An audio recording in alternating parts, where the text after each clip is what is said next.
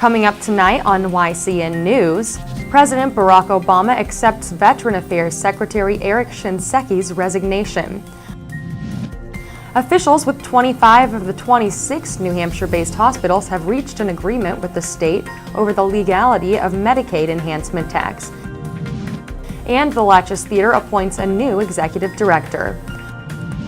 For more news, weather, and sports, it's time for YCN, your local view. Now, your daily digest of the Dartmouth Lake Sunapee region, southern Vermont, and Windsor County. News, sports, weather, and all that is happening in our area. The news on YCN, your local view. Good evening and welcome to this Friday edition of YCN News. I'm Rose Spillman. Vermont Senator Bernie Sanders says today's resignation of Veteran Affairs Secretary Eric Shinseki is a sad one, given the service the Secretary had given over the years to his fellow soldiers and military veterans. Around noon today, news broke of Shinseki's resignation despite his plans to stay on to help the embattled agency.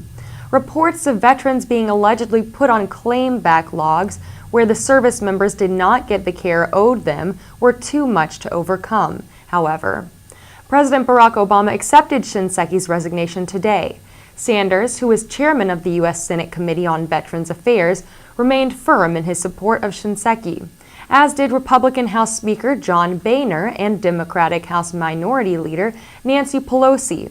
Yet pressure continued to rise on Shinseki to resign, including from the 4 members of the New Hampshire's congressional delegation.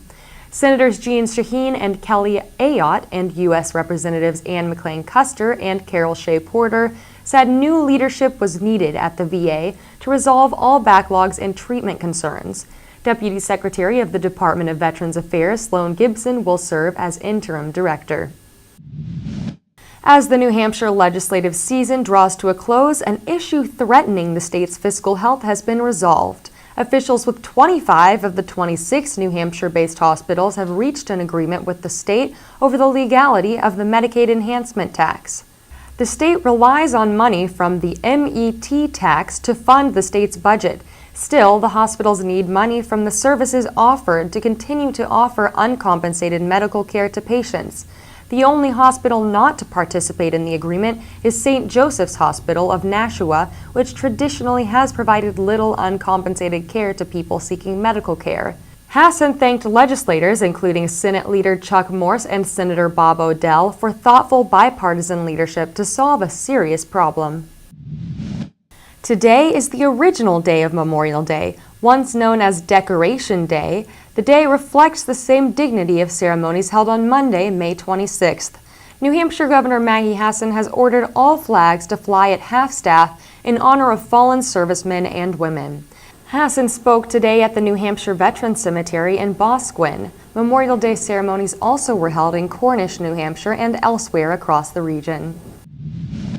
Our next story focuses on the reason why Moody Park in Claremont was closed for part of Thursday evening. Generally, writes Claremont Police Chief Alex Scott, the Claremont Police Department does not issue press releases concerning attempted suicides. However, in this case, due to the interrupted access to a public park and having to escort members of the public from the scene, we have done so. Per Chief Scott's report, the case began Thursday night around 7:40 p.m. A despondent man told other people that he was going to Moody Park to shoot himself. A New Hampshire state trooper, a member of the Sullivan County Sheriff's Office, worked with Claremont Police to find the man. They did 10 minutes later in Moody Park, up in a tree that the depressed man had climbed. He threatened to commit suicide by hanging himself with a makeshift noose that he had made and tied to the tree. Also, police on scene did not positively know if the man had a gun with him. Access to Moody Park was closed, and people already in the park were required to stay in place and away from the immediate area involved, as police needed to determine if the man had a gun. At least 90 minutes later, people parked in 2 different cars were escorted by police out of the park around 9:30 p.m. They had been stranded in the park and could not leave. Claremont firefighters and a crew from Golden Cross Ambulance stood by at the park's entrance. Claremont police continued to negotiate with the man to convince him to climb down from the tree. The man did shortly before midnight. Around 11:45 p.m., he jumped from the tree. Officers and the EMS crew began treating him. He was taken to Valley Regional Hospital in Claremont for treatment of non-life-threatening injuries, Scott said. In other Twin State news, plans for the economic revitalization of southeastern Vermont once Vermont Yankee ceases operating will be discussed Tuesday, June 3rd. Money set aside by VY's owner, Louisiana-based Energy, to aid in Windham County's economic development will help towns determine how to keep a stable tax base. The meeting begins at 5:30 p.m. in Townshend Town Hall. It is expected to last until 7 p.m. Making the transition as smooth as possible for residents, town governments, and businesses once Vermont Yankee is no longer online is a goal of the meeting. In a memorandum of understanding between the state of Vermont and Entergy Vermont Yankee, $10 million is earmarked for development in Windham County and southeastern Vermont. The public is encouraged to attend this meeting. Proposals by municipalities and businesses will be accepted at a later date after application forms are finalized, early July, but also noted that applicants shouldn't apply for any funds until the application materials have been finalized and released. Proposals for economic development also will be accepted in writing. To learn more, visit our Facebook page and click the link to the Windham County Economic Development Fund. Welcome back to YCN News. I'm Rose Spillman.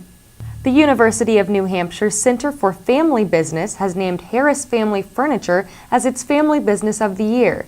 The company is a fourth-generation business with locations in Chichester, Laconia, and Plymouth. Let's learn more. As a member of Harris Family Furniture and a fourth-generation member at that, it means an awful lot to be part of a family business. And to us, that word family resonates throughout our entire company about the way that we do business, the way we interact with our customers, the way that we interact with our employees, and the way that we interact with each other. It's really the most important word that we know of at Harris Family Furniture. And that's something we carry forward. It's something we carry forward into the community, something we carry forward into our reputation. And it's something that we carry forward on those late nights when we're there late, a half hour after everybody has left. It's something that really drives us and creates pride, not just from us, but from our staff and customers as well. We've been in the furniture business since the 1920s. My grandfather was a furniture man on the road, selling furniture in New York State and in New England. And my father and my uncle joined him in the business right after World War II. And then in the early 60s, my father and my uncle went into the retail furniture business. They'd always been in the wholesale, but they went into the retail. And that's when Harris Brothers Furniture came alive. I've been with Harris Furniture for 29 years. I feel like I've been part of the family for the 29. As a matter of fact, my dad was with Harris Furniture before I was. So I'm second generation of the Morin family within the Harris family. We've had customers return for generations. So their kids are coming in and buying, their parents had bought from us. So, and the other thing is our employees.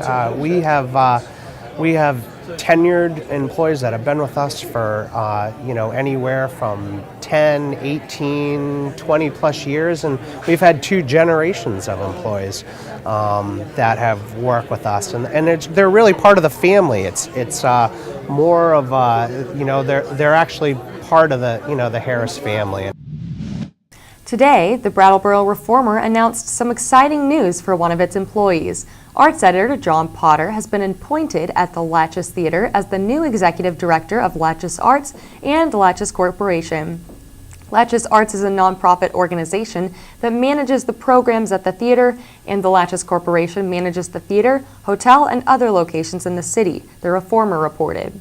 Potter will begin working at the beginning of July when current director Gail Nunziata will step down after 10 years of working at the Latches.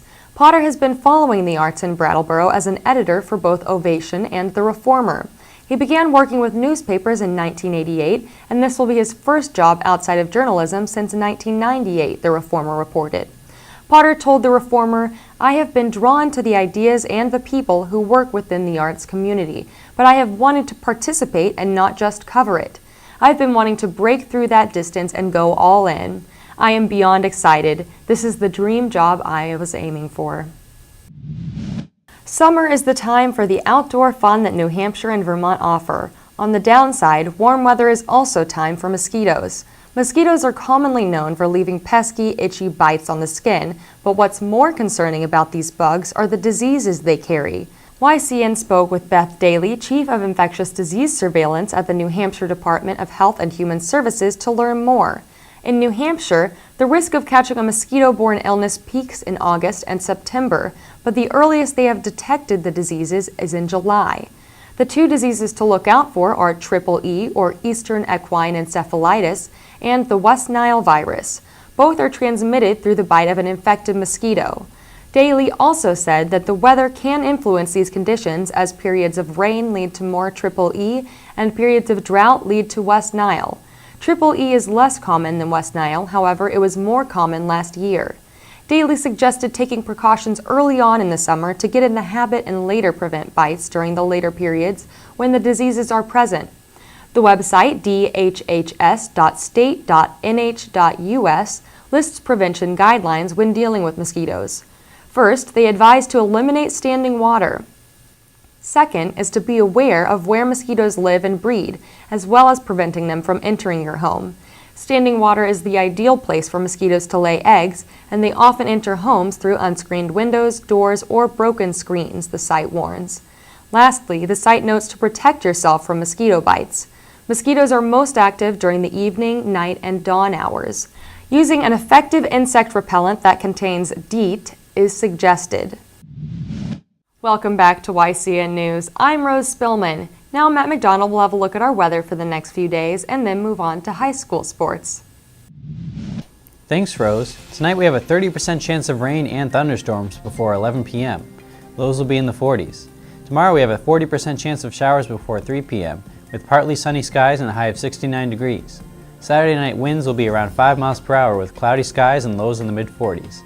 Sunday will be sunny with a high of 78 degrees and winds around 5 miles per hour. Sunday night will be partly cloudy with lows in the 50s. On our radar map, you can see that there are some clouds in our area with a 30% chance of showers tonight. Saturday will start to clear up, bringing cloudy skies and hopefully a sunny Sunday. Our national radar map shows that we are in the clear from any major storms. There are some patches of storms in the south. The Midwest storms may reach us by Monday. Now let's see what's coming up on our community calendar. Tomorrow in New Hampshire, the Cornish Farmers Market will begin at 9 a.m. In Vermont, the Norwich Farmers Market will begin at 9 a.m. In Woodstock at 9:30 a.m. Saturday, the Mount Tom Farmers Market will be held. Remember, you can submit local events from your community by sending them to news@ycnnow.com. And now it's time to look at some highlights from our YCN Game of the Week. It was Fall Mountain High School who took on Stevens High School yesterday in Walpole, New Hampshire. At the top of the first inning, Matt Wood makes this great catch.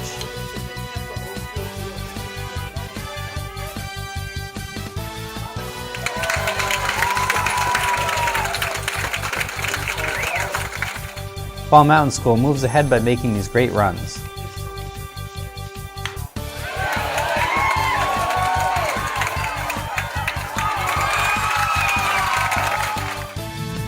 One out here. That is a shot. That is way back. Tanguay looking over his shoulder, up against the fence. Base runner at third had to hang on for just a bit. Stevens scores its first and only run in this play.